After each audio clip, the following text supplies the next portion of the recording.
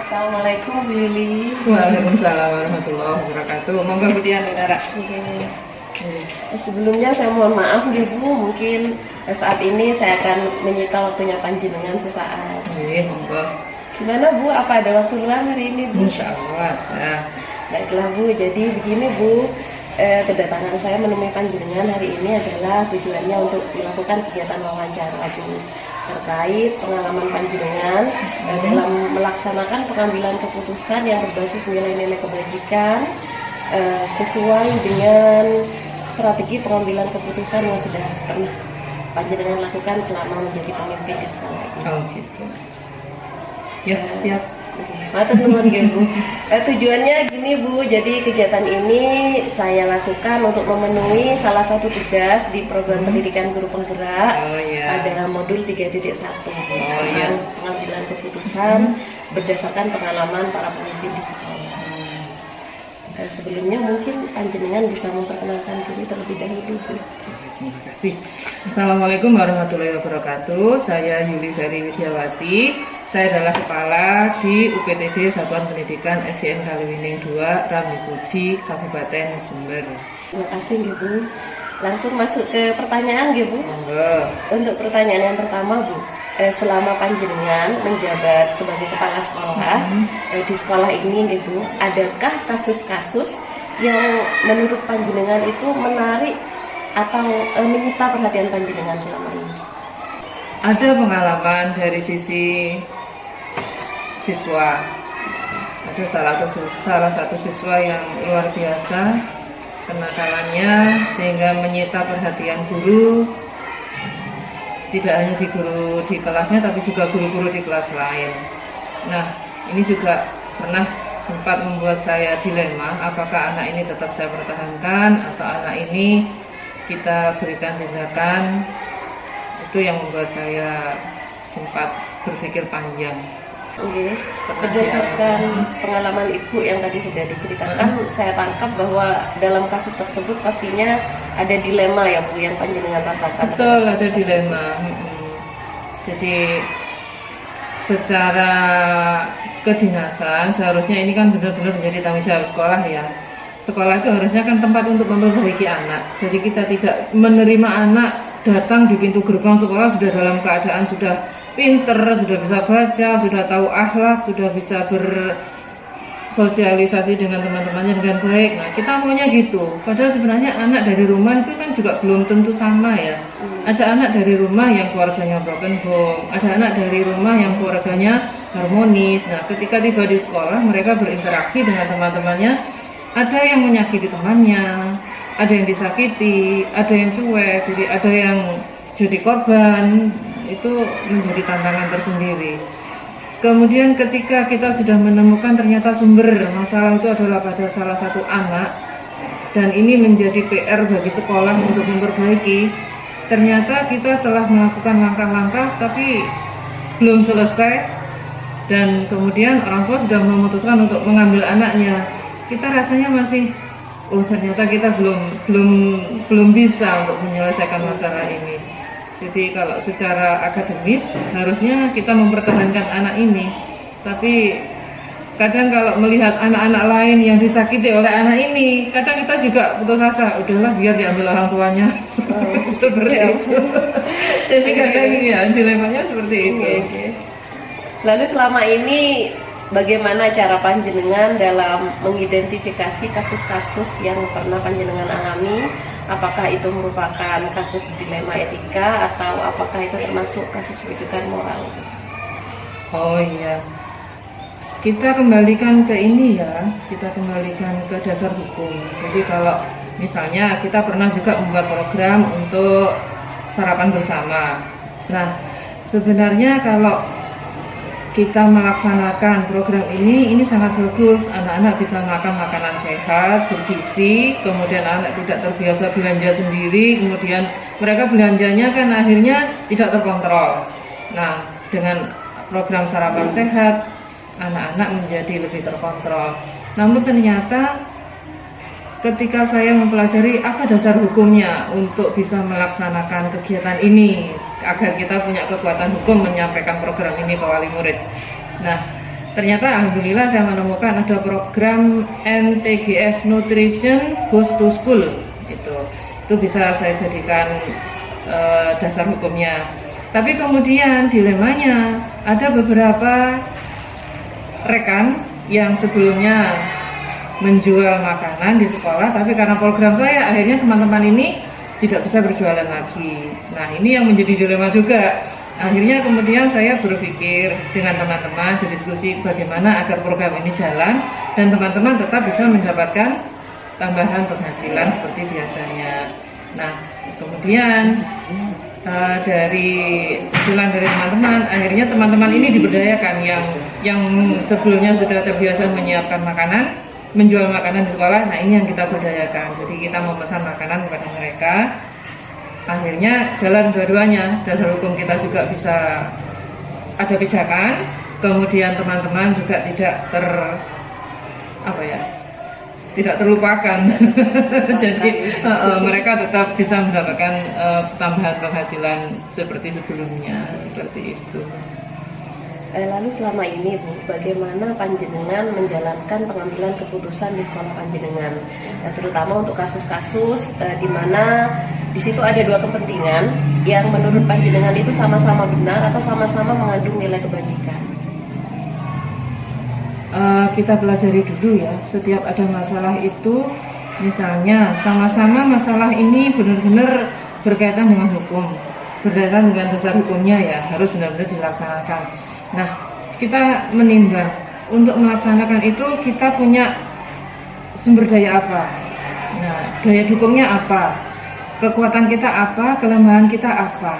Kalau kita mempertimbangkan ternyata kekuatannya lebih banyak untuk melakukan yang A, dan nanti benefitnya, keuntungannya itu akan lebih banyak kalau kita melaksanakan yang A, ya kita pilih yang A. Tapi kalau ternyata daya dukungnya lebih banyak untuk yang B dan hasilnya juga lebih banyak di B, ya kita pilihnya yang B. Nah, seperti itu. Jadi kita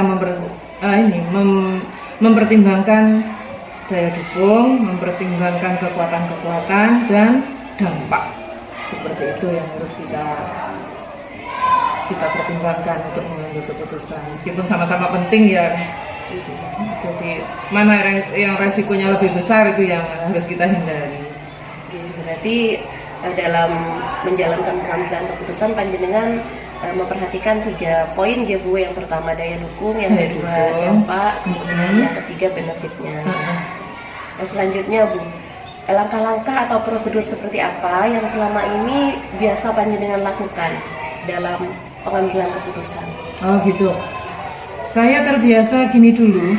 Jadi saya mencari data dulu. Biasanya saya ngobrol dulu dengan teman-teman ya. Kita ngobrol santai gitu. Kadang teman tidak ngerasa kalau saya sedang mencari data.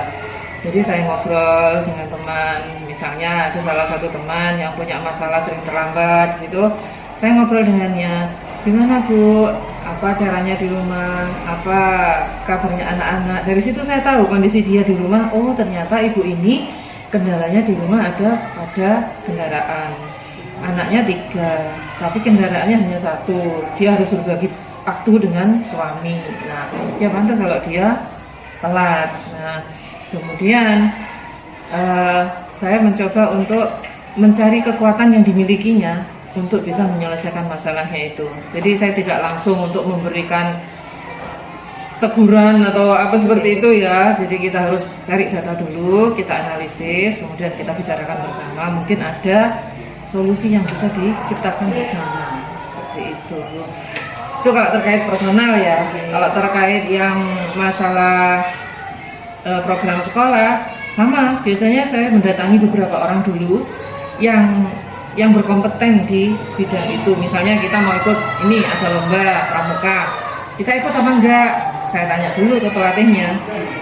Baru setelah pelatihnya memberikan pertimbangan, ini Bu, datanya tahun lalu tuh begini-begini. Kalau kita ikut, kita butuh biaya seperti ini.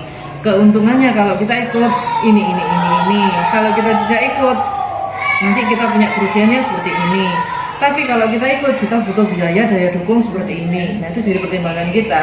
Nah, ketika itu menurut saya bisa dilakukan dan keuntungannya lebih besar daripada biayanya, Maka saya akan berdiskusi, biasanya saya sampaikan di rapat, kita adakan rapat, kita plenokan, jadi tidak lagi bicara dengan 1-2 orang.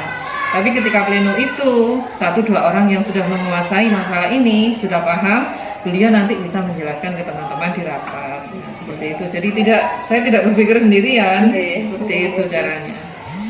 Dan selanjutnya ya Bu, hal-hal apa saja yang menurut panjenengan selama ini panjenengan anggap efektif dalam pengambilan keputusan kepada kasus-kasus dilema etika yang pernah panjenengan alami selama menjadi pemimpin di sekolah ini?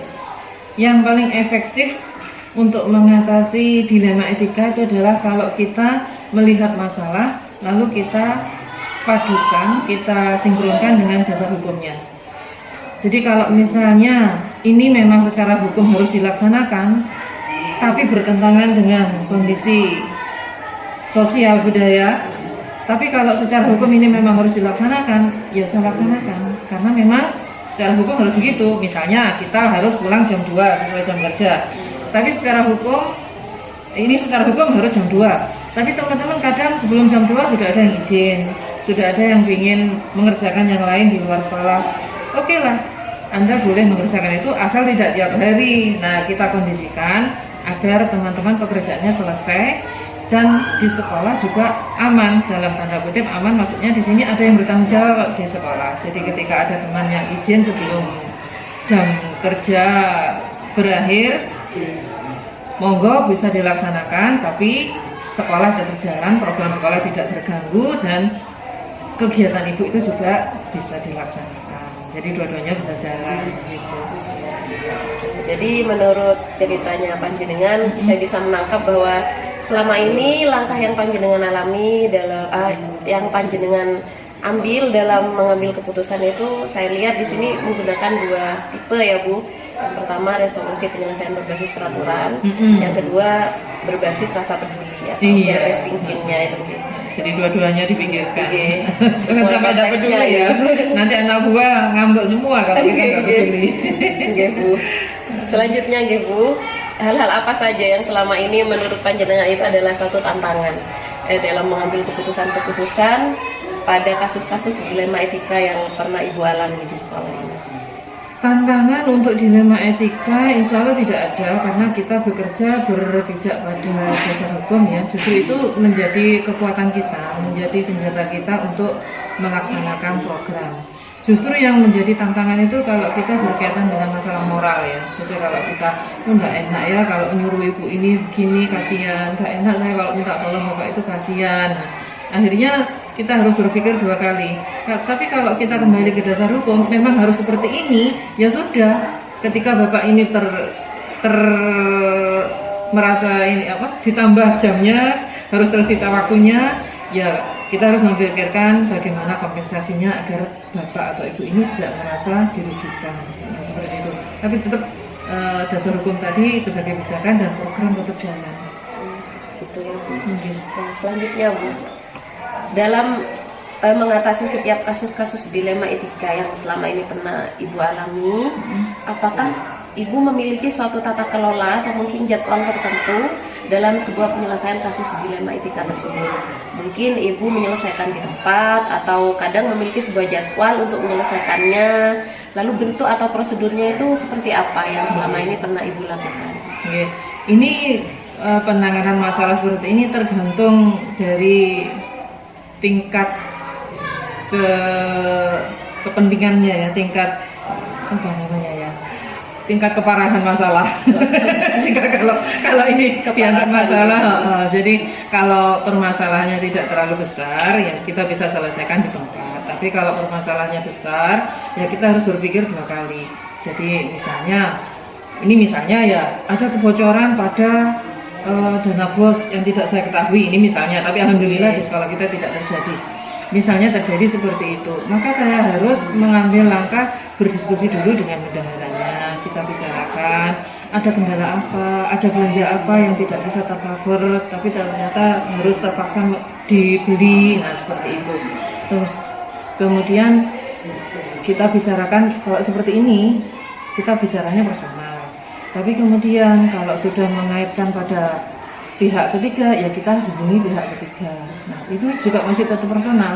Nah, ketika nanti tidak ditemukan titik temu, tidak ada kesinkronan antara data yang diberikan oleh pihak satu, pihak dua, ini nanti kita temukan, kita diskusikan bersama. Itu kalau masalah personal.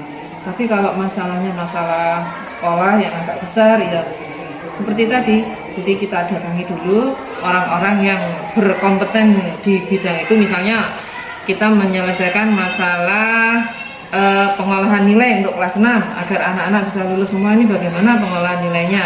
Nah, secara dasar hukum kita harus seperti ini. Tapi kalau kita seperti ini, anak-anak tidak lulus semua. Nah, bagaimana ini caranya? Nah, itu kita bicarakan tidak langsung di tempat, tapi kita harus rapat dulu. Apa-apa yang bisa menjadi nilai tambah bagi anak-anak untuk menolong mereka agar nilainya memenuhi kriteria kelulusan. Nah, seperti itu, Bu. Jadi tergantung besar kecilnya masalah. Pertanyaan selanjutnya Bu, menurut panjenengan Bu, kira-kira selama ini dalam melaksanakan pengambilan keputusan terkait kasus-kasus yang panjenengan alami, apakah ada bisa berupa seseorang atau faktor-faktor lain yang menurut panjenengan selama ini bisa mempermudah atau membantu panjenengan dalam mengambil keputusan terkait kasus-kasus tersebut Bu? Tentu Bu, jadi setiap ada masalah di sekolah itu biasanya kan terkait dengan orang-orang yang berkompeten di bidang itu. Misalnya ada lomba olimpiade, olimpiade sains, olimpiade matematika, olimpiade seni ya. Nah, kita akan mengirim peserta yang kita hubungi tentu orang-orang yang berkompeten di bidang itu. Misalnya untuk olimpiade IPA, ya kita hubungi orang yang kompeten di bidang IPA. Ini gimana nih kalau kita ikut ini, anak ini kita punya calon enggak? Calon kita ini kira-kira masuk enggak untuk menjadi juara? Kalau memang masuk, ayo kita benar-benar gembleng ini secara secara benar-benar ya, secara intensif. Mungkin kita akan datangkan pelatih khusus atau cukup dengan pelatih ini saja. Nah, itu kan tergantung dari tujuan kita juga, tergantung dari kemampuan calonnya juga. Nah, seperti itu. Jadi tentu personal itu juga dibutuhkan, pertimbangan dari teman-teman itu sangat dibutuhkan juga. Karena yang paling paham kondisi sekolah ini adalah teman-teman sendiri, karena mereka yang sudah tinggal di sini jauh lebih lama dari kita yang baru datang. Seperti itu.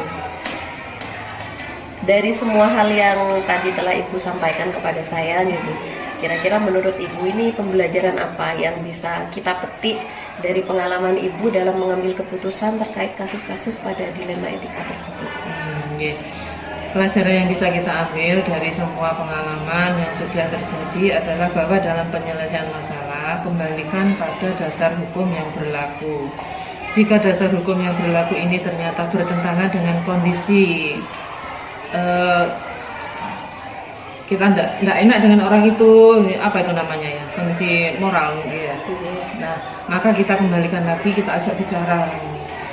Bagaimana Bu, bagaimana Pak, aturannya seperti ini, tapi kenyataannya di lapangan kita melaksanakannya seperti ini. Bagaimana kita mengatasi ini agar kita bisa menjalankan kepentingan Anda, kepentingan sekolah juga tetap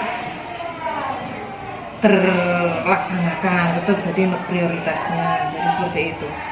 Jadi tetap kita harus bicaranya tidak hanya begini ya, tapi dari hati ke hati. Jadi jangan sampai putus untuk komunikasi antara atasan dengan bawahan itu. Jangan lagi menjadi yang atasan jangan sabar, jangan terlalu galak. Nanti kalau jenengan dari kepala sekolah ya, ajak bicara bawahannya itu sebagai teman, dari hati ke hati sebagai teman. Ajak mereka untuk ngobrolin soal keluarganya, karena setiap yang terjadi di rumah itu akan berpengaruh pada kinerja di sekolah. Jadi sebisa mungkin kita memahami kondisi teman-teman, ada apa di rumah kok jadi begini di sekolah, seperti itu harus kita pahami juga. Ya, jadi pembelajaran yang saya dapat kali ini berdasarkan uraian cerita pengalaman yang sama oleh Ibu adalah bahwa dalam penyelesaian masalah itu kita harus tetap berdasarkan peraturan gitu. Namun ada suatu kondisi yang terkadang memerlukan untuk kita itu memiliki rasa peduli kepada teman dan lebih mengutamakan proses kemitraan. Gitu ya, Bu. Benar. Iya, istilahnya begitu ya. Betul. Selanjutnya ini yang terakhir ya Bu, pertanyaannya. Bagaimana rencana Ibu ke depannya untuk mengambil keputusan terkait kasus-kasus dilema etika supaya keputusan tersebut bisa efektif, dampaknya juga positif, dan tentunya juga tidak merugikan salah satu pihak di antara orang-orang atau mungkin personal-personal yang sedang mengalami kasus tersebut. Ya.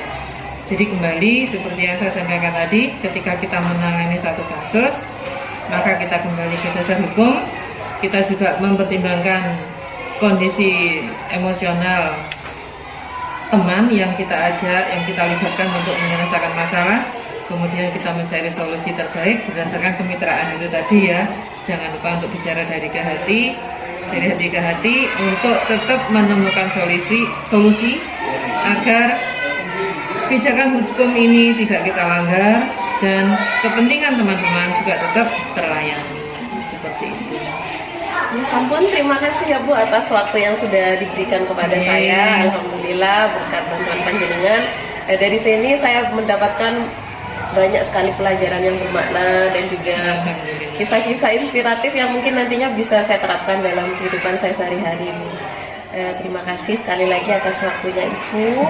Semoga Ibu selalu lancar dalam menjalankan tugas dan aktivitasnya ke depan. Saya sampaikan terima kasih yang terhingga. Saya akhiri ya Bu. Assalamualaikum warahmatullahi wabarakatuh.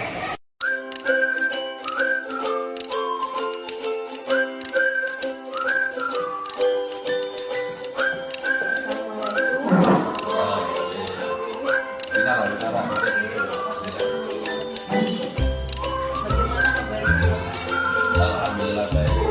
Bagaimana? Saya mengucapkan mohon maaf nih Bapak, mungkin kedatangan saya ke sini akan menyebabkan panjenengan.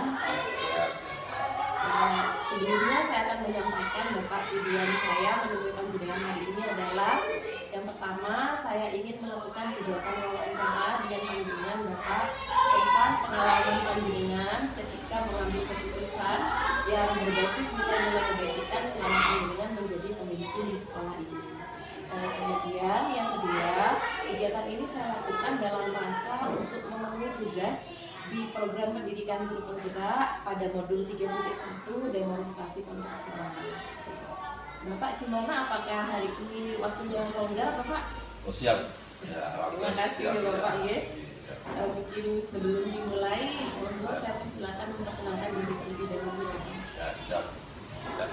Assalamualaikum warahmatullahi wabarakatuh. Saya Rahmat SPD, Kepala Sekolah Komite Desa Pendidikan SDN Kalimini 5. Ya, pada hari ini alhamdulillah dalam keadaan sehat dan siap untuk melaksanakan aktivitas sehari-hari.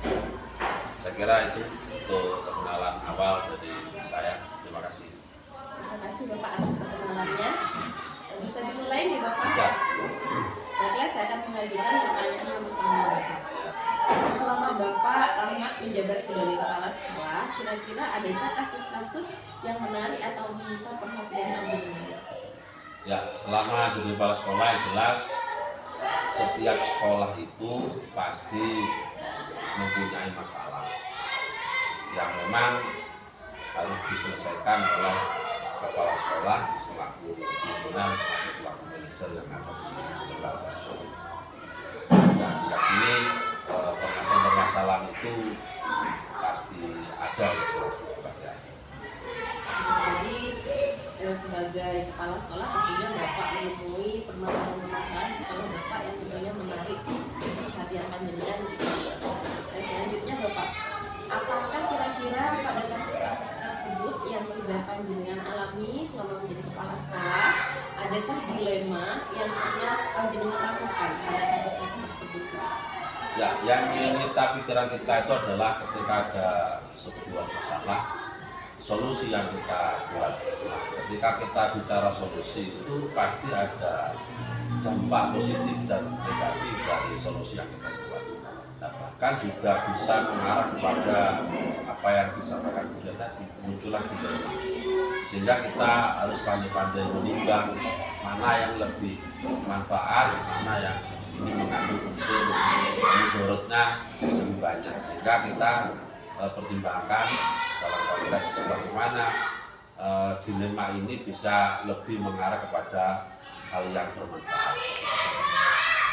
Selama ini nggak Bapak, bagaimana Bapak mengidentifikasi kasus-kasus itu, apakah termasuk dalam ranah dilema etika atau ke dalam ranah rujukan moral? Yang jelas kalau di lembaga permasalahan-permasalahan yang muncul itu juga tidak sedikit, artinya beragam. Jadi baik dari sisi etika, dari sisi yang lainnya itu beragam.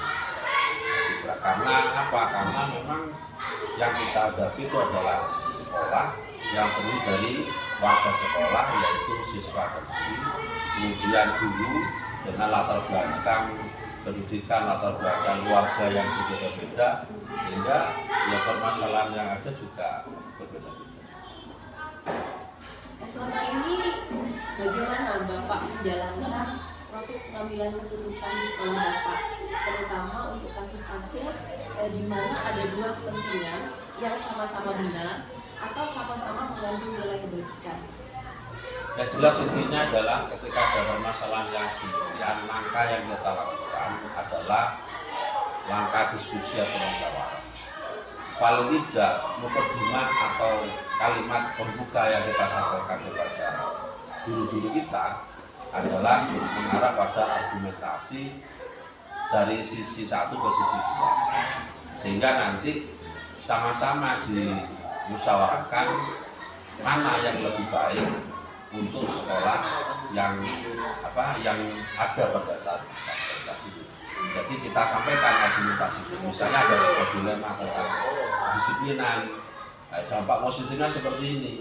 Kemudian permasalahannya adalah ketidakpuasan pada stakeholder, pada gurunya. Nah, kemudian kita sampaikan ini bermanfaat. Sehingga dari forum itu nanti akan muncul pendapat yang akhirnya mengarah kepada tidak adanya sebuah dilema, karena ada faktor dominan yang akan dilakukan. Lalu kira-kira langkah-langkah atau prosedur yang seperti apa Bapak yang biasanya Panjenengan lakukan selama ini untuk menyelesaikan kasus-kasus tersebut? Yang jelas dari awal adalah seperti yang sampaikan oleh Lydia tadi, kita identifikasi ini permasalahannya seperti apa. Kalau permasalahannya sifatnya adalah pada masalah aturan, maka kita harus mencari referensi tentang aturan tersebut. Kalau permasalahannya sifatnya kepada masalah personal yang bersifat pribadi, maka kita kaji, kita pelajari seperti sejauh mana sikap atau kepribadian tersebut. Jadi tergantung pada masalah yang kita hadapi. Jadi paling tidak kita punya referensi baik secara aturan main, kita juga belajar tentang bagaimana manage human resource. Jadi ada materi how to manage human resource itu seperti apa. Saya kira itu bahasa yang Bapak, hal-hal apa saja yang selama ini menurut Bapak anggap efektif dalam mengambil keputusan pada kasus-kasus dilema etika yang pernah Bapak alami hingga menjadi pemimpin? Yang paling efektif itu adalah kalau sifatnya personal, saya lebih ke pendekatan personal. Kemudian dari beberapa pengalaman yang sudah saya alami, permasalahan-permasalahan yang ada itu adalah tidak lepas dari musyawarah dan diskusi, baik dengan teman sejawat yang ahli, yang lebih paham, bisa juga secara klasikal, secara keseluruhan. Jadi langkah diskusi atau musyawarah yang saya lakukan itu, satu selain kepada personal, kemudian bisa ke teman-teman yang lain, dan terakhir itu ya secara keseluruhan stakeholder yang ada di sekolah. Itu yang saya lakukan. Hal apa saja yang selama ini menurut Bapak menjadi satu tantangan dalam pengambilan keputusan pada kasus-kasus dilema etika yang tadi sudah Bapak ceritakan? Tantangannya seperti apa? Ya kalau sifatnya ke masalah disiplin, masalah personal, itu tantangannya pasti kita itu tentang kebiasaan. Jadi misalnya ada satu kebiasaan yang dilakukan di sekolah tersebut sudah lama dilakukan, kemudian kita membuat sebuah solusi langkah langkah yang lebih baik, itu pasti karena suatu hal baru akan muncul tantangan yang berat, tantangan yang besar. Tapi dalam pikiran saya selama itu adalah hal baik, kemudian langkah-langkahnya kita pakai persuasi dan kita pakai musyawarah dan diskusi, saya yakin pasti nanti lambat laun walaupun butuh waktu itu pasti akan berhasil dan menjadi kesadaran secara klasikal bukan sebuah paksaan. Dan keputusan itu menjadi sebuah keputusan yang tidak personal ke saya, tapi menjadi keputusan bersama yang mudah untuk dilaksanakan. Biasa sekali. Ini selanjutnya nih Bapak. Kira-kira selama ini apakah Bapak Ahmad sudah memiliki sebuah tata kelola atau jadwal tertentu dalam sebuah penyelesaian kasus dilema etika? Mungkin Bapak Ahmad langsung menyelesaikan di tempat atau mungkin memiliki sebuah jadwal untuk menyelesaikannya. Kemudian bentuk atau prosedurnya itu seperti apa yang pernah Bapak jalankan? Kalau yang sifatnya permasalahan yang sifatnya eksidental, artinya memang tidak bisa ditunda, maka permasalahan itu harus saya selesaikan saat itu dan di tempat itu. Tapi kalau sifat permasalahannya adalah sebuah proses, misalnya konteks pembelajaran, pembenahan, bagaimana mengajar, bagaimana penguasaan memanage kelas, itu maka saya harus terstruktur. Jadi harus saya adakan supervisi secara rutin, berkelanjutan. Jadi mengatasi masalah itu tergantung permasalahannya. Jadi kalau eksidental, ya harus hari itu dan di situ. Tapi kalau kira-kira ini solusinya adalah berjangka, maka otomatis saya membuat program. Nah, ini nanti bertahap ada hal lebih baik dan sampai pada harapan.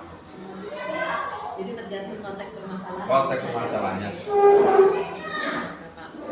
Menurut Bapak, kira-kira selama ini ada seseorang atau faktor-faktor lain yang dapat mempermudah atau membantu Bapak dalam menjalankan pengambilan keputusan pada kasus-kasus dilema etika yang Bapak alami? Ya. Yang jelas karena konteks yang saya lakukan adalah lebih cenderung banyak ke diskusi dan musyawarah, itu pasti saya membutuhkan bantuan dari orang lain. Ya paling tidak yang saya harapkan itu, dan bahkan ini dalam prakteknya, ketika mengambil keputusan saya mesti minta pertimbangan pada guru senior yang lebih berpengalaman di situ.